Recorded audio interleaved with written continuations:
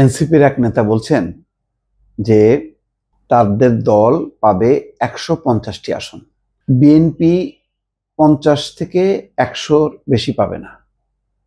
জামাতের কোনো আসনই সম্ভবত আর তারা রাখেনি, নাকি জামাতের আসনটাই তাদের আসন, যাই না। নাসিরউদ্দিন পাটোয়ারি নির্বাচন কমিশনে গেছে, কমিশন তাদের ব্যাপারে ইতিবাচক সিদ্ধান্ত নিয়েছে। সম্ভবত ৬টা দলকে নিবন্ধন দেবে, অনেকগুলো দল আবেদন করেছে। তো দেখেন, কথাবার্তাগুলো আমাদের জন্য একটা সুখবর আসছে জুলাই পরবর্তী সময়। আমরা আজকে বলেছি শাপলা, সাদা শাপলা, লাল শাপলা চেয়েছি, এই সিদ্ধান্ত থেকে সরছি না।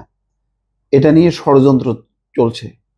৩টি প্রতীকের মাধ্যমেই নিবন্ধন হতে হবে, এর ব্যত্যয় হবে না। ইসি না মানলে কিভাবে আদায় করতে হবে তা আমরা জানি। অলওয়েজ একটা হুমকি, এক ধরনের মবের একটা প্রবণতা। ৩টা প্রতীক কারোর হয় কোনো দলের, আমি জানি না নিতে পারে কিনা, কিন্তু কিভাবে আদায় করতে হয় আমরা জানি। এই কথা বলার মধ্যে দিয়ে কি নির্বাচন কমিশনকে হুমকি দেওয়া হচ্ছে? নির্বাচন কমিশন এগুলি কেয়ার করে? নির্বাচন কমিশনের আগে আমার একটু ধারণা ছিল যে বোধহয় এই আমলা দিয়ে এরা তো নরম হয়, কিন্তু নাসিরউদ্দিন সাহেব কিন্তু যে সেই ব্যাপার না, আমি বুঝে গেছি ওনার মেরুদণ্ড যথেষ্ট শক্ত। এইসবগুলি কি উনি পরোয়া করেন না। নির্বাচন করতে এসে আগারগাঁওয়ে এরকম সাংবাদিকদের সামনে যদি এইভাবে হুমকি ধামকি দিয়ে কথা বলা হয়, তুচ্ছ তাচ্ছিল্য করা হয়, বিএনপি তারা পাবে ১৫০ আসন আর বিএনপি পাবে ৫০টা ১০০ আসন। অনেকে বলে যে, মানে আমি শুনছি টকশো থেকে বলছি যে মানে এনসিপি যদি জামানত রক্ষা করতে পারে এটাই হবে তাদের বড় সাফল্য। পাস তো দূরের কথা, একটা আসনও নাই যে আসনে তারা নিজস্ব শক্তি নিয়ে তারা লড়াই করে জিতবে। জেলায় জেলায় সাবেক সেনা কর্মকর্তা, দেখেন তাদের প্রার্থীর এটা কি, জেলায় জেলায় সাবেক সেনা কর্মকর্তা কেন? জেলায় জেলায় সাবেক সেনা কর্মকর্তা কেন? রাজনীতিবিদরা কোথায়? যারা রাজনীতি করে তারা বাদ।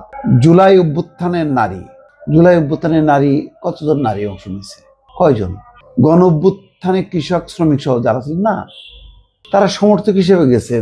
তারা নির্বাচন করবে। ওই পর্যায়ে নির্বাচন করতে গেলে রাষ্ট্রনীতি, রাজনীতি, অনেক কিছু বোঝার ব্যাপার আছে। সেগুলি বোঝা ছাড়াই কি হাওয়ার উপরে একটা বলা যায় ওয়েভে একটা হয়তো হয়ে গেছে, মানে পেছনে যেহেতু শক্তভাবে বিএনপি জামাত ছিল, সুতরাং এই শক্তির উপর ভর করে একটা ওয়েভে সরকার পড়ে গেছে।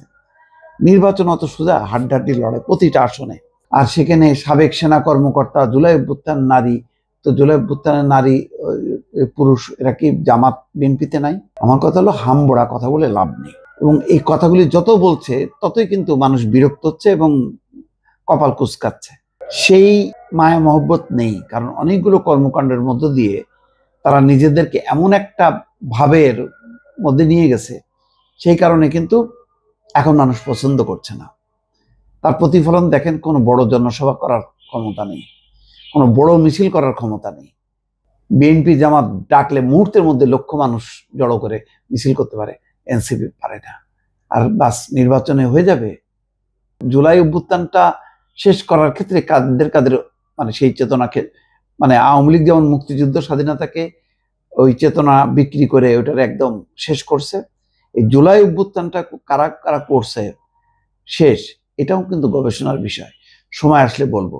দর্শক ভালো থাকবেন, আল্লাহ হাফেজ।